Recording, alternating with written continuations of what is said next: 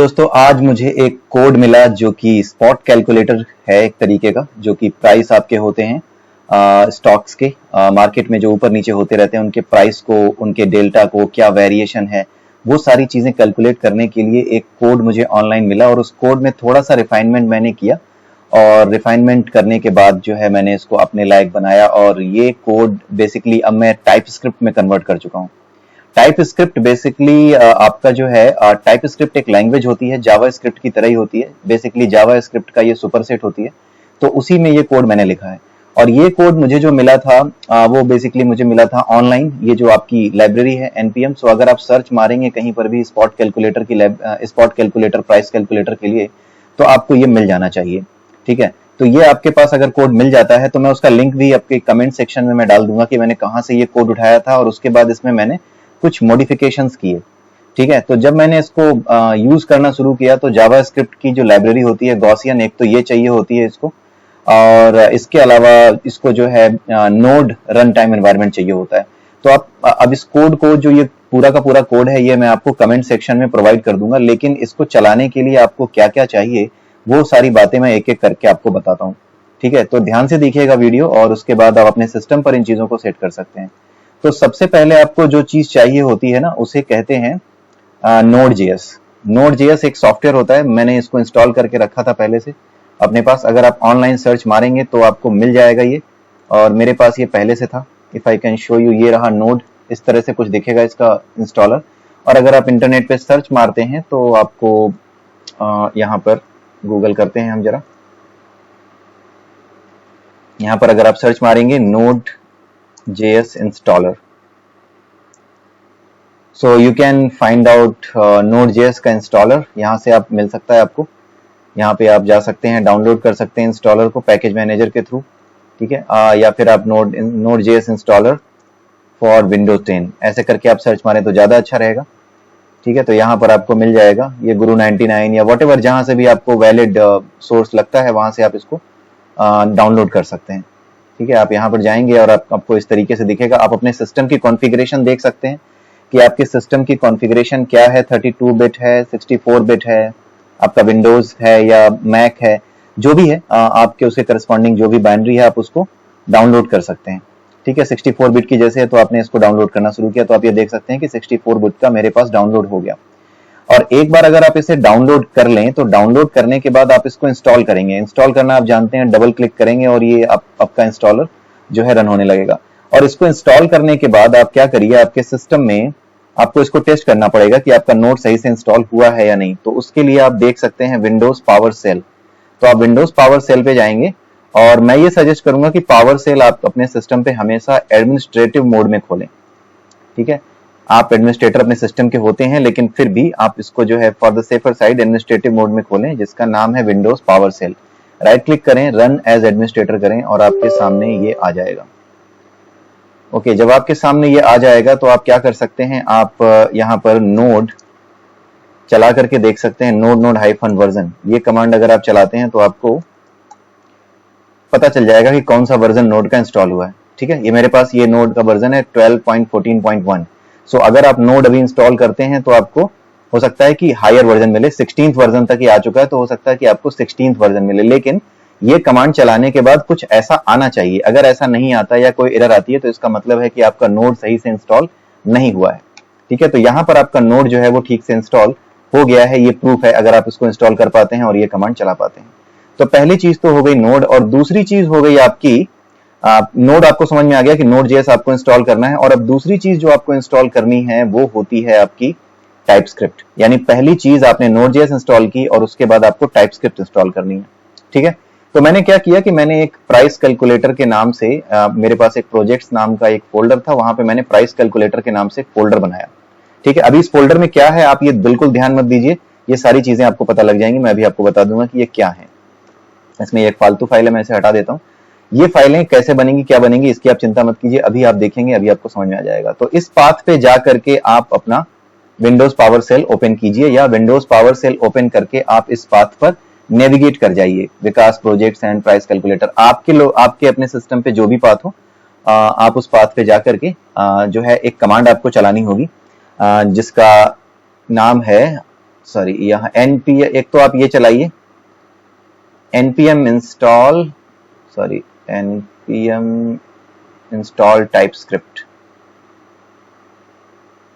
There is a command. एक तो ये आप चलाइए npm i save dev @types node, एक ये चलानी होगी, ठीक है। इसको आप चाहें तो रोक करके इस वीडियो को नोट कर लीजिए कि ये कमांड आपको चलानी होगी, ठीक है। एक ये कमांड चलानी होती है, इसके अलावा आपको दो कमांड और चलानी है। एक कमांड ये टाइप्स के लिए चलानी है, जिससे कि आपको टाइप्स यानी जैसे इंटीजर होते हैं, बिग इंट होते हैं, इनका सपोर्ट आपके प्रोग्राम को मिल जाए।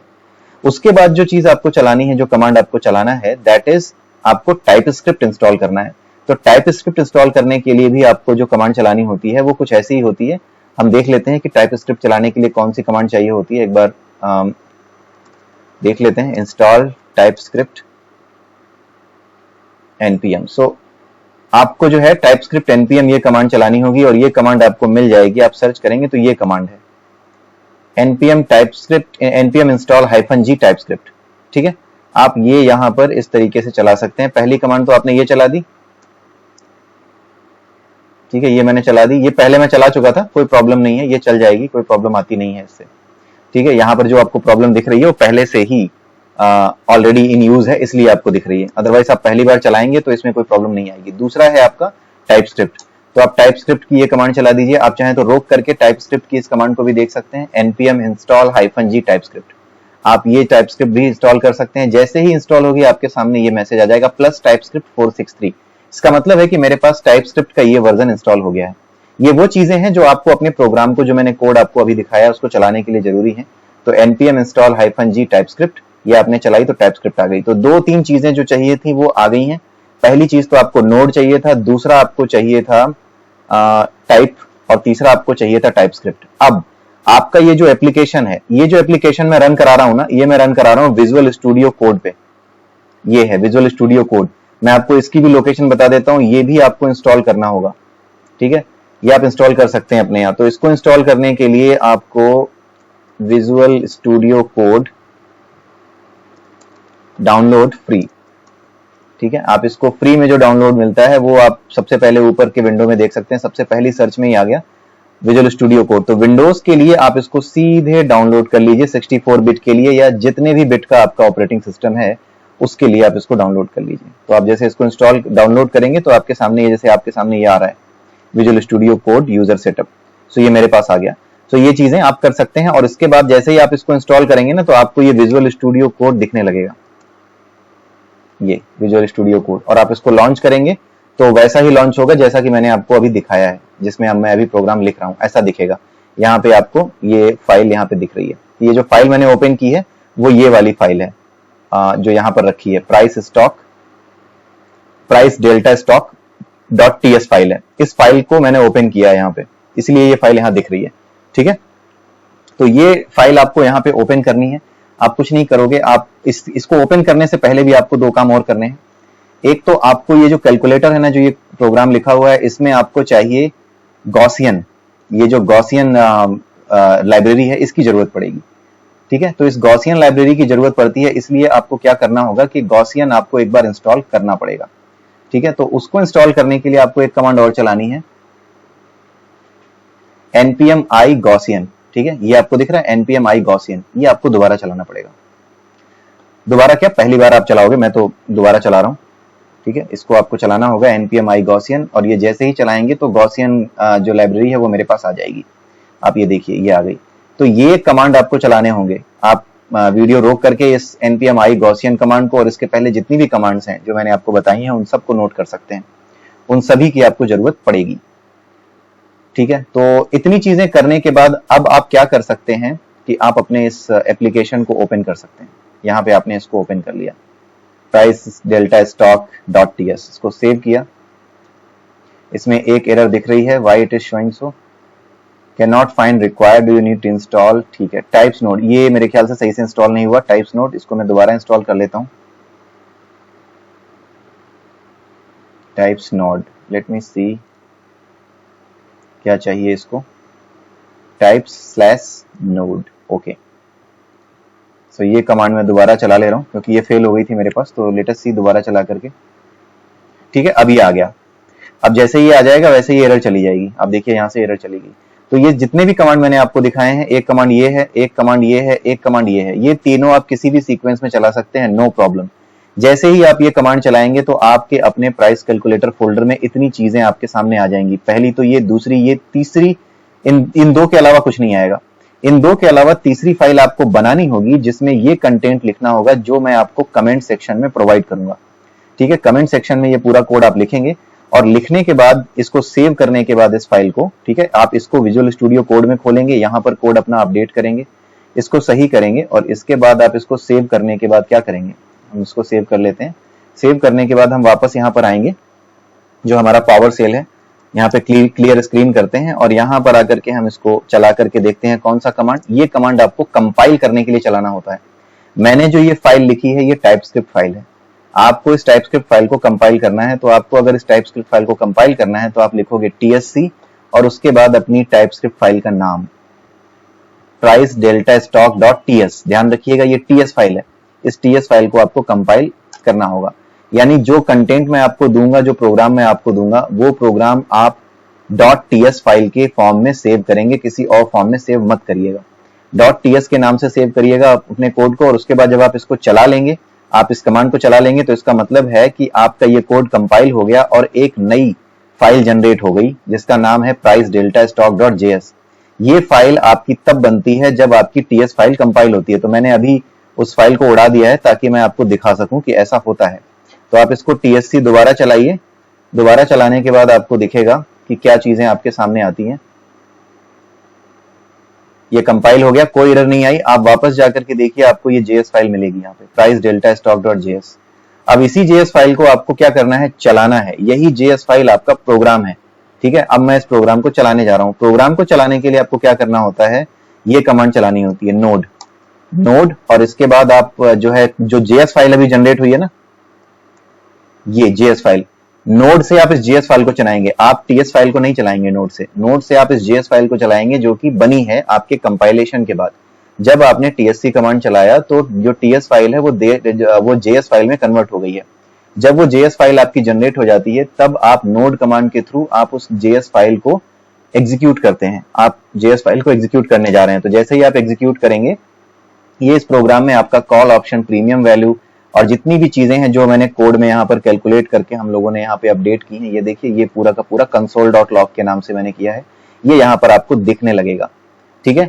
अब यहाँ पर क्या है कि अब इस प्रोग्राम में आज के लिए वीडियो में मैं इतना ही रखूंगा। इस वीडियो में अगर आप देखें तो आपको ये दिखेगा कि यहाँ पर जितने भी वैल्यूज हैं, स्पॉट की जो प्राइस है, स्ट्राइक प्राइस है, एक्सपायरी है जो हमारे स्टॉक का, और बाकी जो वेरिएबल्स हैं, इंटरेस्ट रेट है और डिविडेंड यील्ड है, ये सारी चीजें ना यहाँ पे हार्ड कोडेड की गई हैं।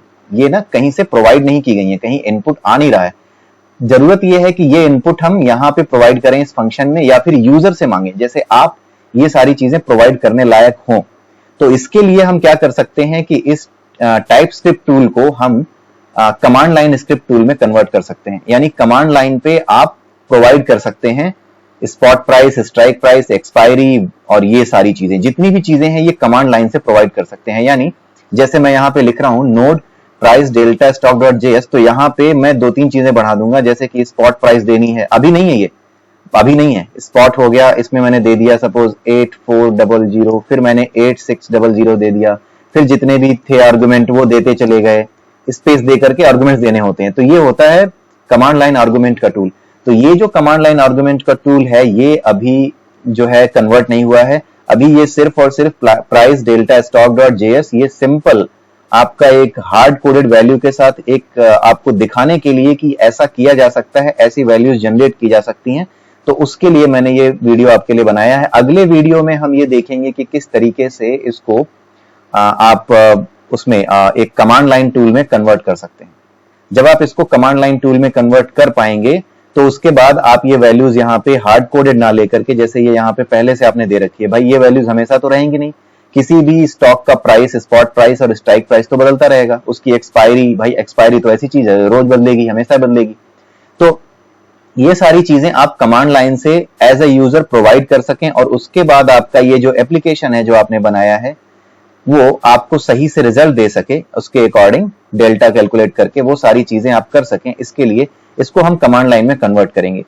और एक और अच्छा ऑप्शन हो सकता है कि आप ये सारी चीजें जो कैलकुलेट कर रहे हैं यहाँ पर कैलकुलेट करके आपने यहाँ पर डिस्प्ले करी हैं इस जगह पे, आप चाहें तो ये सारी चीजें एक एक्सेल में सेव कर सकते हैं। वो एक्सेल में सेव करने का काम भी इस टाइप स्क्रिप्ट से किया जा सकता है। तो अगली 2 वीडियो में हम यही देखेंगे कि किस तरीके से ये जो चीज है आपकी जो आप यहाँ पे हार्ड कोडेड ले रहे हो, इसको ये सैंपल कोड के बजाय आप किस तरीके से इसको कमांड लाइन आर्गुमेंट से ले सकते हो, और किस तरीके से आप क्या कर सकते हो कि लास्ट में यहां पर प्रिंट करने के बजाय आप इसको किसी CSV फाइल में, जो कि आपकी एक्सेल फाइल का ही एक रूप होता है, या फिर किसी एक्सेल फाइल में कैसे सेव करा सकते हो। ये सारी चीजें हम आने वाले वीडियोस में देखेंगे। ठीक है, तो इसी के साथ आज का ये वीडियो समाप्त करते हैं। अगली वीडियो में फिर मिलेंगे, तब तक के लिए नमस्कार।